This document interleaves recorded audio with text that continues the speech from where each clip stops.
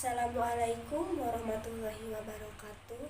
Halo semua, perkenalkan nama saya Fitri Rohmatul Aulia dengan NIM 220475 dari Program Studi Pendidikan Guru Sekolah Dasar Universitas Pendidikan Indonesia Kampus Purwakarta.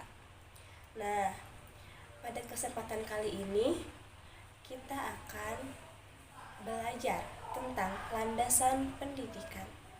Nah, menurut kalian landasan itu apa sih? Nah, buat yang belum tahu, aku kasih tahu ya. Jadi, landasan itu adalah alas atau dasar pijakan dari suatu hal. Nah, berhubungan kita akan membahas tentang landasan pendidikan dan kalian sekarang udah tahu apa sih yang disebut dengan landasan itu. Landasan adalah alas atau dasar pijakan dari suatu hal. Nah, jadi aku akan menjelaskan tentang definisi, fungsi, dan juga tujuan dari landasan pendidikan. Nah, jadi definisi landasan pendidikan adalah seperangkat asumsi yang dijadikan titik tolak dalam rangka praktik pendidikan dan atau studi pendidikan. Nah, pasti ada yang bertanya-tanya kan, berasal dari mana sih asumsi-asumsi pendidikan itu? Lo kasih tahu ya. Jadi, dasar dari hukum asumsi-asumsi itu terdapat dari yang pertama, yaitu dari agama, dan yang kedua dari ilmu, yang ketiga filsafat, dan yang keempat hukum atau yuridis. Nah, landasan pendidikan juga bisa dikelompokkan menjadi 4 bagian. Yang pertama itu ada landasan religius pendidikan, landasan filosofis pendidikan, landasan ilmiah pendidikan, dan landasan yuridis pendidikan.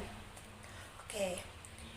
Yang pertama kita akan membahas dengan landasan religius pendidikan. Landasan religius pendidikan adalah seperangkat asumsi yang bersumber dari ajaran agama yang dijadikan titik tolak dalam suatu pendidikan. Oke. Contoh landasan yang bersumber dari ajaran agama itu ada 2, yaitu dari Al-Quran dan hadis. Oke, yang selanjutnya ada contoh religius pendidikan. Contoh religius pendidikan yang bersumber dari hadis antara lain: carilah ilmu dari buayan lahir hingga masuk liang lahat. Nah, bahwasannya implikasi dari carilah ilmu dari buayan lahir hingga masuk liang lahat adalah kita sebagai setiap muslim bahwa belajar atau melakukan pendidikan sepanjang hayat adalah suatu kewajiban. Jadi kita sebagai umat muslim berkewajiban untuk belajar atau mencari ilmu. Dan yang kedua ada landasan filosofis pendidikan. Landasan filosofis pendidikan adalah seperangkat asumsi yang bersumber dari filsafat yang menjadikan titik tolak dalam pendidikan. Oke. Landasan filosofis pendidikan itu dibagi menjadi berbagai aliran filsafat. Yang pertama ada idealisme, yang kedua ada realisme, dan yang ketiga ada pragmatisme dan lain sebagainya. Nah, contoh kecil dari filosofis pendidikan. Penganut realisme antara lain berpendapat bahwa pengetahuan yang benar diperoleh dari manusia melalui pengalaman indera.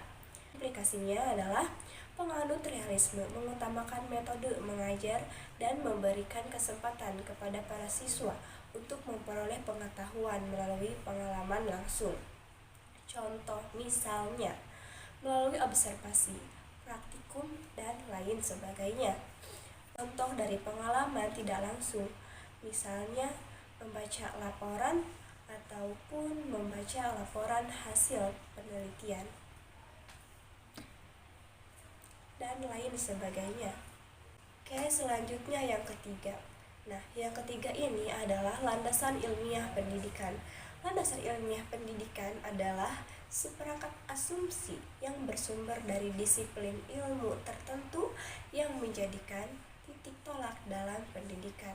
Nah, landasan ilmiah ini ada beberapa jenis, contohnya landasan psikologis pendidikan, landasan sosiologis pendidikan, landasan ekonomi pendidikan, landasan antropologi pendidikan, landasan sejarah pendidikan, landasan biologi pendidikan, landasan politik pendidikan, landasan historis pendidikan, dan juga landasan fisiologis pendidikan.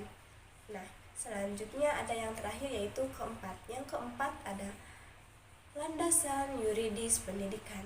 Landasan yuridis pendidikan itu adalah seperangkat asumsi yang bersumber dari peraturan perundang-undangan yang berlaku yang dijadikan titik tolak dalam pendidikan. Nah, selanjutnya ada contoh landasan yuridis pendidikan di Indonesia. Contohnya adalah ada dalam Undang-Undang Nomor 20 Tahun 2003 tentang Sistem Pendidikan Nasional. Nah, landasan yuridis pendidikan juga mempunyai sifat landasan pendidikan. Yang pertama adalah deskriptif. Deskriptif merupakan menggambarkan apa adanya tentang titik tolak pendidikan. Dan yang kedua adalah preskriptif. Preskriptif ini menggambarkan tentang apa yang ideal dari suatu pendidikan. Nah, selanjutnya ada di fungsi landasan pendidikan. Fungsi landasan pendidikan itu yang aku ambil ada 3, yaitu 1. Sebagai pijakan utama yang kokoh dan adil untuk memastikan keadilan pendidikan seperti dalam landasan hukum pendidikan. Dan yang kedua adalah sebagai barometer utama untuk memastikan kualitas pendidikan yang terarah sesuai dengan kebutuhan dan tujuannya. Dan yang ketiga adalah perlindungan fungsi pendidikan pada pakemnya agar tidak disalahgunakan untuk hal yang buruk.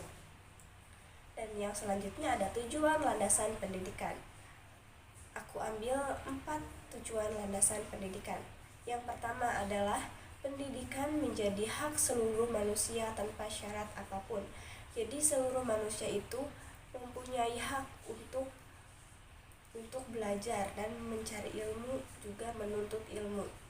Nah, yang kedua ada pemerataan pendidikan baik dari segi kuantitas dan juga kualitas bagi seluruh umat manusia.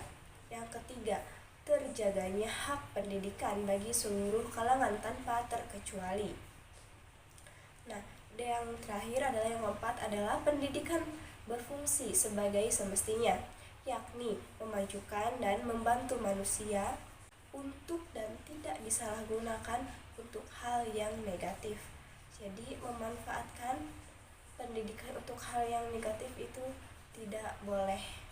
Oke, sekian dari saya, kurang lebihnya mohon dimaafkan. Wassalamualaikum warahmatullahi wabarakatuh.